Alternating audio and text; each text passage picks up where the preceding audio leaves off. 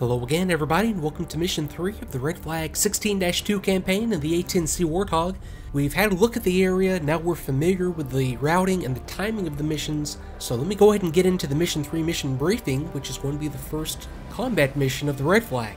Now I'm going to blow past a lot of this detail. I've read through it on my own, of course, a couple of times, so if you want to pause at each page and read it on your own, feel free. There is a lot of really good background information here, but I'm going to hit the highlights so that we can go ahead and get into the air. Today, we, the Bulldogs, will hit red ground forces massing west of the FIBA. So we have the FIBA forward edge of the battle area outlined in white right here. So we have ground forces over here to the west, I would imagine, inside this orange box. So F-15Cs will be flying MiG sweeps ahead of us and the strike force of F-16 CJs, F-15E Strike Eagles, Tornado GR4s, will be striking air defenses, command control, communications, and intelligence targets west of the FIBA, so we're part of a larger force going into the area. Our role will be to disrupt the red ground buildup and hit vulnerable units not covered by tactical air defenses.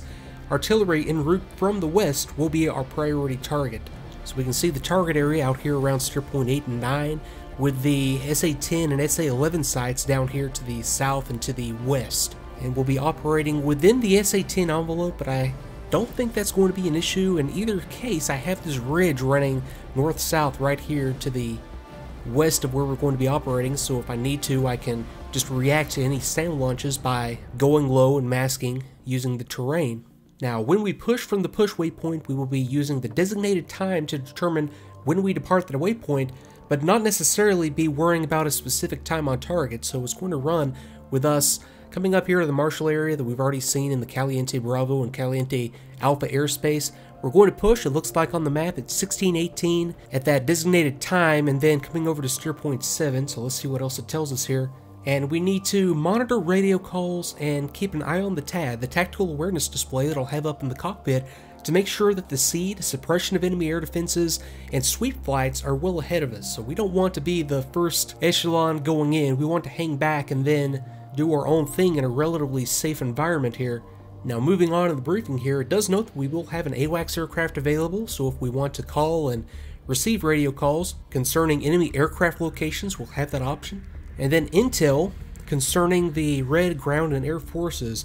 Regular combat air patrols are being flown by MiG-29 and Sukhoi 27, so we have two CAP locations, combat air patrols, one to the south of the bullseye, which is right here at Mount Helen again, another one to the north of the bullseye. So I'm going to let those F-15s take care of that and focus on the ground war. We're going to be flying in proximity to the farm, so we want to make sure that we're no lower than 12,000 feet AGL if for some reason we decide to overfly directly the Rachel, Nevada and the Rachel Farms area. But my routing is going to take us to the south, so I'm going to be hanging fairly low as we get in here. That's my plan anyway, so I just need to make sure that I don't go north of my track to get up here over the farms, because we know from some of the earlier briefings that special forces, yeah, it actually says right there, Russian special forces are going to be in the area with potential surface-to-air missile threats in that area as well. So I'll pay attention to that in real time. Now the main air defense threat to us are going to be these SA-19s, SA-10s, SA-15s, and SA-11. The SA-10 and SA-11 are longer range SAM systems, or relatively long range, longer than the SA-19 and the SA-15 sites, so as long as I don't blunder and go too far west, they won't be a threat to me. But we do have these SA-19s. We have at least two SA-19 sites abutting the western edge of the FIBA just behind Belted Peak, which is right here. So what I want to do here is make sure that I'm listening out for the radio calls from that tornado flight, because they're going to be tasked with taking out these SA-19s, and until they're taken out, I do not want to get in there close with those types of threats. The A-10 and the SA-19 do not mix well. And of course, throughout all of this, we're going to have F-15 Strike Eagles doing their own strike mission, F-18s and F-16s providing more suppression to the enemy air defenses, and of course the F-15s flying their combat air patrols. Now I need to make sure that I don't go too far to the south. I have the container restricted airspace around Groom Lake right here, so I'm going to have this little corridor that I'm going to be using to the south of Rachel and then to the north of the container, but that's still a lot of airspace. That's at least, 5 miles between the two right there, so I'll be able to work in that area without any problem at all. Now, specific items to our flight. We're going to be Hog 2, a 2-ship of A-10Cs. I'm going to be Hog 2-1. We're going to marshal over Student Gap at steer point 5 and 6, following a 1551 takeoff, leaving chocks, taxiing at 1546. So 5 and 6 out here over the Student Gap landmark, that's it right there where you see the Desert Moa text. And then at 1618 local, we're going to push from waypoint 6 and fly due west to steer point 7. And I'll play the altitudes in real time, but I'm just going to at the very least stay below about 12,000 feet or so, just to stay out of the altitude blocks being used by the other aircraft. So as long as I stay low, I'm not going to have to worry about getting into other aircraft's way or vice versa. And that will also allow me to use some of this terrain for some terrain masking as we go on the ingress. Now, when I'm approaching steer point 8, I'm going to check in with an airborne forward air controller, Reaper. So I'm assuming this is an MQ-9. Up here we have it depicted right here, 144 AM VHF for the radio frequency. So I'll check in and I'll be past targets from this airborne forward air controller and prioritize targeting a self-propelled artillery battalion in transit from the south, and then I would imagine, then the main concentration of the Red ground forces up here within this orange box. Okay, so going to the lineup car, I'm going to be, of course, Hog 2. It's a 1545 start, looking for a 1551 takeoff, and then I have a taxi time down here of 1546 local to help me out with the timing. The timing on the takeoff, like on the F-15 missions and, well, like on any mission in general, isn't going to be that critical because I can make time up en route. Some play is going to be built into this if I do happen to get behind, or if I want to go over some stuff as I'm doing the startup or the taxi, as I like to do sometimes. So my flight's going to be on UHF, 251 megahertz. Okay, JTAC frequency, it's going to be infield aid 144, and then I have frequencies for a couple of different options for tankers, one on 160 VHF AM, although I think that's going to change. That can't be right for an A-10 because I won't be able to call on that frequency. And then I have an alternate tanker down here on a different frequency, and then we have the list of the players, so everything listed right down here. Okay, Shell and Texaco would be those tankers, Overlord will be the AWACS aircraft, that E3 Sentry, and they're all going to be operating on 124 megahertz AM. And now for my loadout on this mission, let me go to the mission real quick and go to the mission editor. And instead of the loadout that was given to us of CB-97s and AGM-65s, I'm going to go with something a little bit different here. 2 A9s, I have an AGM-65K and an AGM-65D, I have 2 GBU-12s, I have 2 GBU-38s, and a rocket pod, and an ECM pod.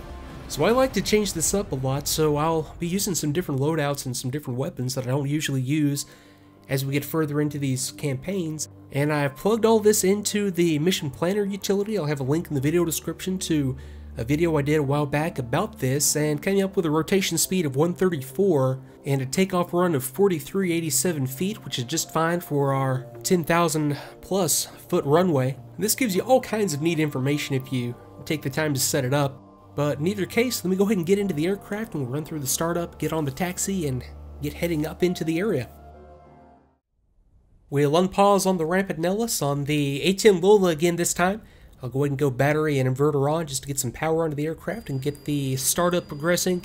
Okay, 1540, I've got a 1546 planned taxi time, so I need to move things along here, so I don't have to rush, but yeah, I do need to get things going, I suppose. So let's go boost pumps on, all 4.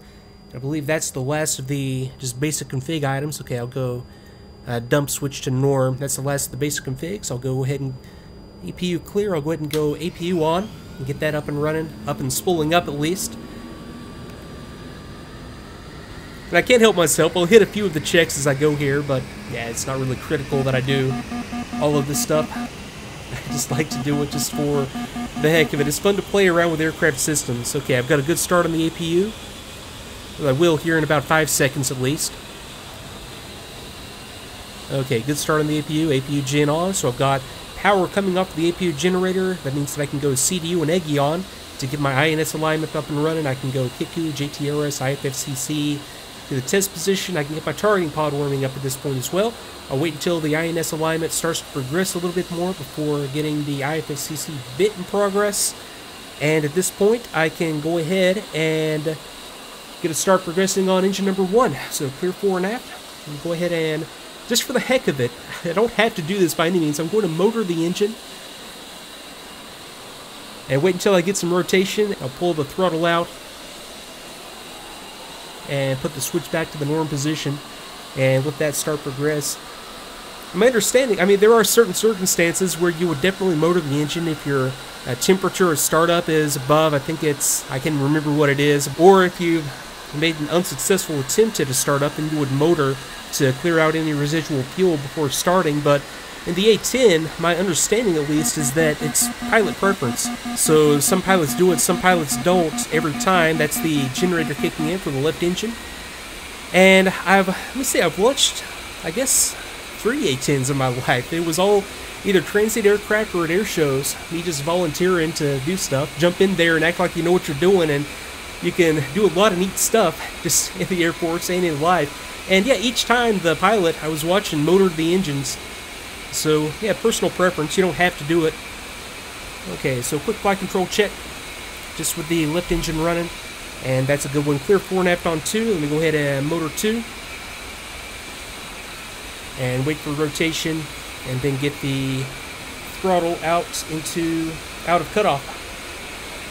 Okay, that's good right there. Okay, good start progressing on 2. I should get the right generator to kick in, and then I should get some good temperatures, good pressures, good RPM indications as we go.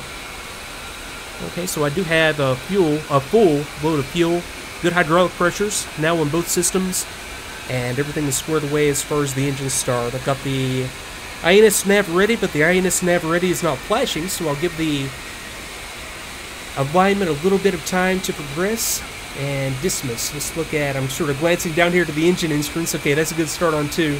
Okay, profiles. I know I need to update the profile for the GBU-12. I'm going to miss the taxi time by a little bit, not by much though, as we get going here. I don't know, I might just make that. But view profile, I want to release this by default in CCRP. I also want to change the setting here to 10 seconds. Let me go ahead and, on my scratch pad, put it in 10. And yeah, laze time 10 seconds. I want it to auto laze for me. The rest I'll take as is, and I'll save that profile. Yeah, GBU-38, I like the standard, and everything else, yeah, I don't need to worry about. Go to the status page. Okay, everything is just fine, and I should very soon have a good INS alignment. Okay, let me go ahead and engage my SAS stability augmentation system. I'll check my takeoff trim. I will raise the flaps, making sure that the crew chief is clear of everything that's moving as I do this. And I'll go to 125 VHF AM. I'll go A-10C Nellis. I'll go ahead and request startup, although it's a little late for that, I guess. Okay, pod is progressing. Mavericks I'm not going to do anything with, and I'll have the CDU up there repeated for now.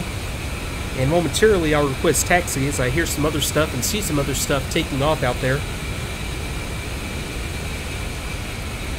Okay, lighting doesn't really matter, but I'll go ahead and go steady and in a collision to flash, since I am about to taxi here, I suppose.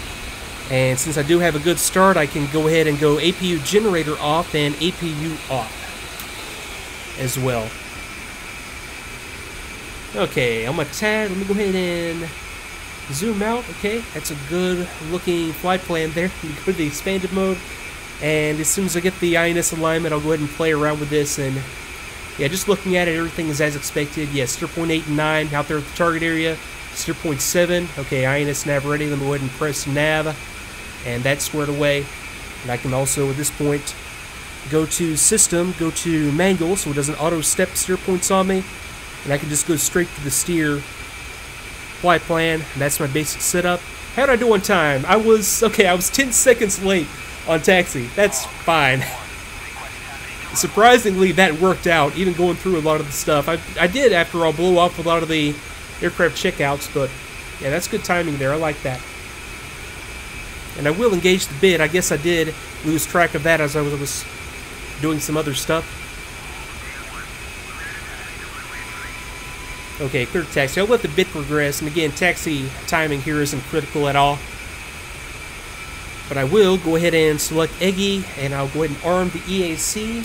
I'll go, and can't see it down there behind the throttle, but EAC is armed. I've got my nozzle, or my radar altimeter, into the norm position. And just need to get an anti-skid and the seat, and I'll get those once I'm further along. Well, I can go and get the anti-skid switch. There's no harm in that, I suppose. as I've got some more aircraft out there taking off. Okay, no failures. Let's go ahead and exit. And exit. Yeah, there's nothing else I need to do here for the CCIP consent option or anything. Alright, FCC on. Now I've got my normal HUD up, and I will go ahead and request taxis. So, and okay, I've already got taxi clearance. I'll just go ahead and exit the comms menu. 2. Yep, you're ready. Let's go ahead and taxi. Okay, nozzle steering's engaged. Quick check of the brakes. Everything's just fine.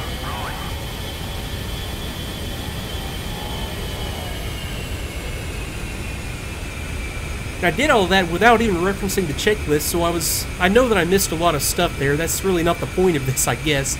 But yeah, sometimes I take my time and just go step by step. Sometimes I don't. It's just whatever you feel like doing. And this time, it's going to be probably about a 2-hour flight, so I do need to pace myself. Otherwise, I'm going to run out of energy and run out of steam here. But I'll just sort of read through this and make sure that I didn't miss anything critical as I go.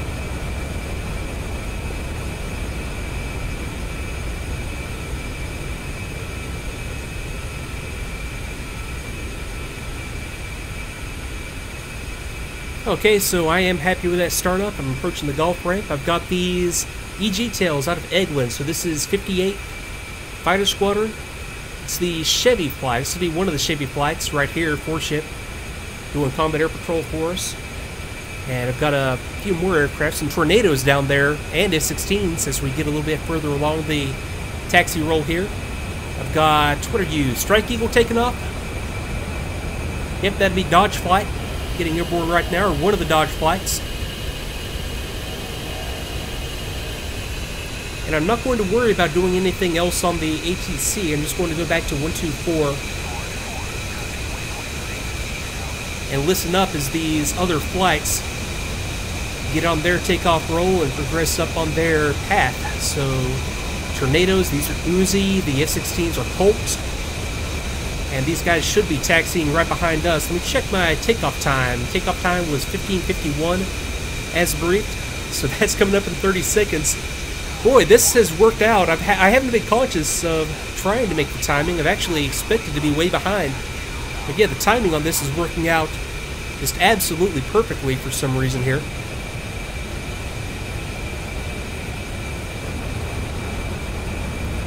Okay, so as I'm coming past the arm-de-arm area, let me go ahead and go through the before takeoff checks. So engine instruments, okay, flats, let's go ahead and set these up for takeoff. Okay, takeoff trim, one more check, takeoff trim. I almost pressed the wrong button there twice. Okay, there it is, takeoff trim is good. As Dodge 2's in the air. Okay, CMS is required. I'm going to leave that in standby and get that configured later on. NMSP, oxygen generator. Okay, I'm glad I did catch that. Okay, oxygen on, canopy defog, windshield anti-ice, harness, canopy closed and locked. Ejection seat arms. So let me go ahead and get these. Canopy.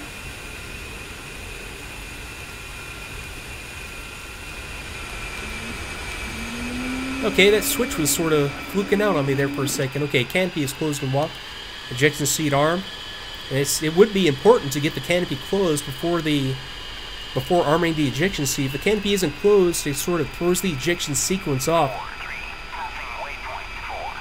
Okay, let me hold short right here. Okay, canopy closed and locked, ejection seat armed, exterior lights as required, formation lights on, HUD, indicated airspeed, NVGs, altimeter set and check, and then into the lineup check. Okay, let me still the checklist. Okay, yeah, let's go ahead and do this. Runway 03 left, and then just a standard departure. I ended up being, what, about a minute and a half late, which isn't bad at all.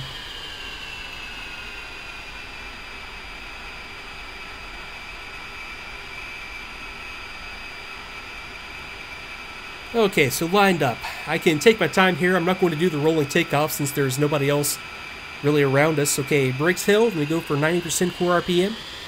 Okay, a little bit further up. The engine instruments, everything's looking good for pressures, temperatures, fan speeds. Okay, no caution warning lights. I've got my pitot heat. Okay, let's go pitot heat on. Anti-skid, APU is off. Okay, let's release brakes. Throttle's max. I just need to, as I'm passing through about 50 or 60, no more than 70 knots, disengage the nozzle steering. I actually missed that last time, so nozzle steering disengaged. I'm just using the rudder now that I have enough airflow to Maintain track, a little bit of left rudder right now. It was 134 for a rotation speed. So up through 125, 134, let's rotate. Just hold it there at 10. And at this altitude, boy, it took a while. Let's go gear up and flaps up. I don't know, that, for some reason, maybe I think I might have just fat fingered something when I was calculating that 134. Usually with a full load like this, it calculates out to, you know, closer to 138 or 140. So yeah, I must have just missed something there. Let's go and go flaps up before okay, I already got flaps. It's just going to be a left-hand turn, and I can start to think about a little bit about navigation here, as I should be exactly on the right timing.